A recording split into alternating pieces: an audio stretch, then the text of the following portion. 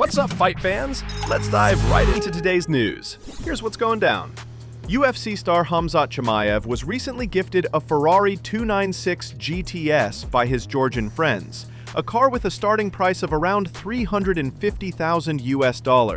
Chimaev is clearly living large, both inside and outside the octagon.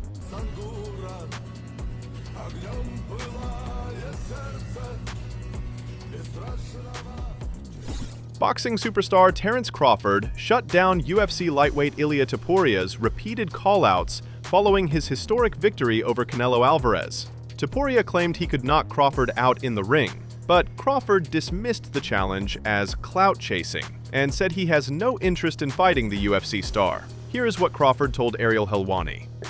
I'm not worried about that guy at all. I didn't even know who he was. When he seen me at the UFC, he came up and shook my hand saying, "What's up to me?" I didn't even know who he was, but then I see him online talking about he'd knock me out in the first round and this and that and this. Well, if you wanted to fight me, you had the opportunity to tell me like, "Hey man, I want to fight you, what's up?" Like, that's fake. If I don't like somebody, if I want to fight them for whatever reason, I would have been like, "Hey, what's up, man? What you think about me and you fighting?" I'm not gonna go hide behind the keyboard and things like that and then be like, "Oh, I knocked this dude out, this and that and this." I definitely think he's trying to clout chase. I think he'll definitely get in the ring with me for the right check. I don't know what the fuck he's doing. I don't know what he thinking this way. I will. There ain't even nothing to talk about. He's not nowhere near on the level of Conor McGregor. Don't ever compare him to Conor. Conor was here. He's here. Like I said, I don't know this guy. I never seen this guy fight. And I watch a lot of MMA, Maybe, I'm slipping. Maybe he's a good fighter, I don't know. But I honestly never seen this guy fight. Jared Gordon opened up about a shocking incident that impacted his performance at Noche UFC. The UFC lightweight was hit by a car just 24 hours before his fight against Rafa Garcia, spraining his MCL in the process, but he chose to compete anyway. This past fight week was weird. 2 hours after weigh-ins, I was standing in the street while a car was backing out behind me. The front end of the car started turning, and the right wheel ran my right foot over as bumpers started turning and buckled my knee inward, spraining my MCL. I thought about pulling out, but decided not to. After a hard good camp, I didn't want to pull out. It is what it is. I'll move forward. Sorry to all my fans for the performance. Coming off a knockout win over Thiago Moises in May, Gordon's loss to Garcia drops his UFC record to 9-7 with one no contest.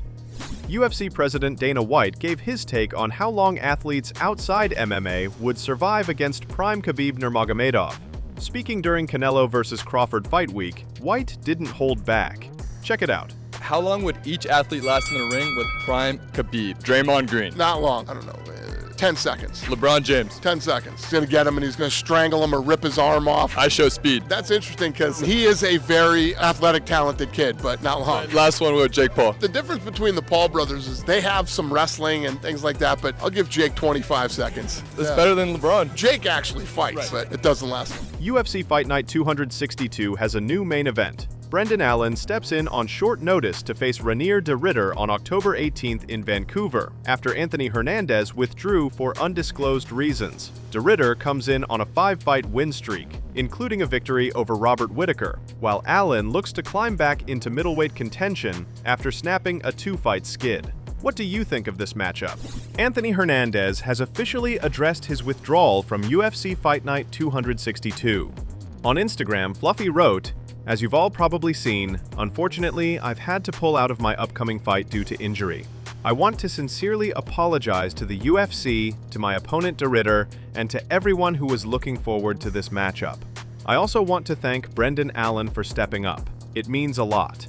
To my fans, thank you for always tuning in, supporting me, and riding with me through everything. Right now, my focus is on getting healthy so I can come back stronger than ever. When I return, I'll be ready to make a statement." Paulo Costa revealed on X that the UFC contacted him to replace Anthony Hernandez in UFC Fight Night 262, but the deal fell apart after he requested a 3-round fight due to the short notice. Costa tweeted, "After Shara pulled out, I got some news.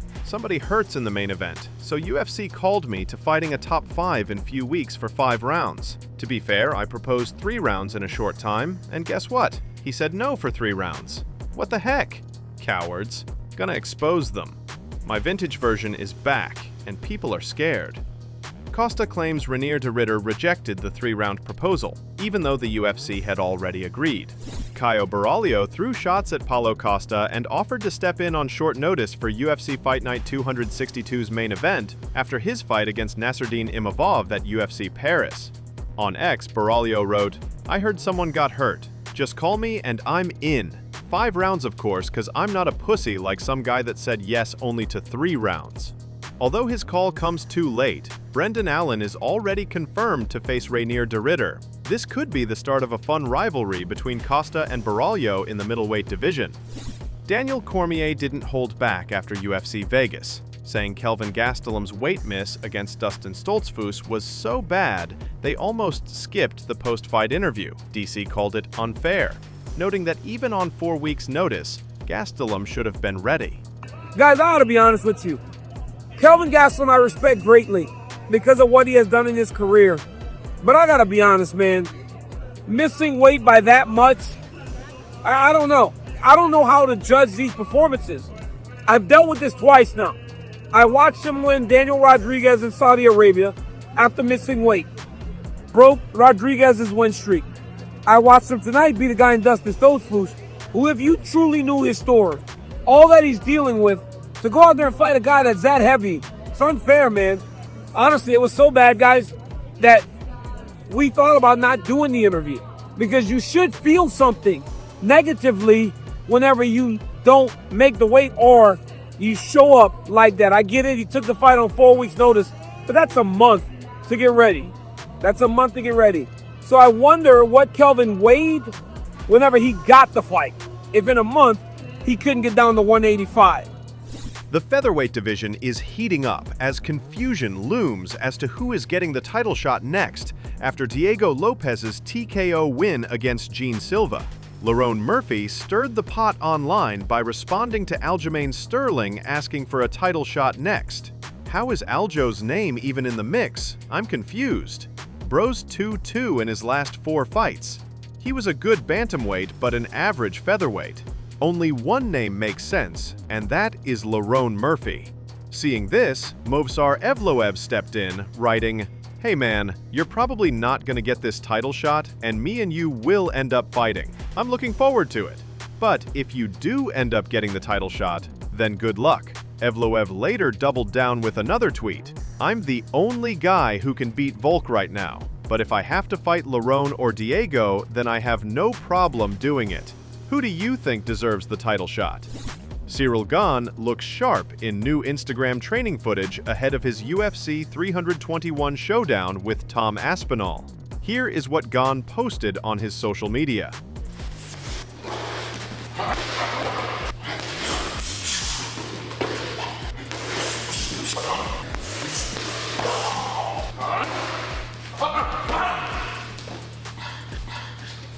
UFC star Darren Till has shared a heartfelt moment with his 11-year-old daughter, Scarlett Isabella Till, nicknamed Belinha, who was born and raised in Brazil. Till became a father while training in Brazil back in 2013, and due to paperwork and travel restrictions, he hadn't been able to spend as much time with her as he wanted. On Instagram, Till wrote, "In 2013, I embarked on a journey to Brazil to train and make my dream of signing with the UFC.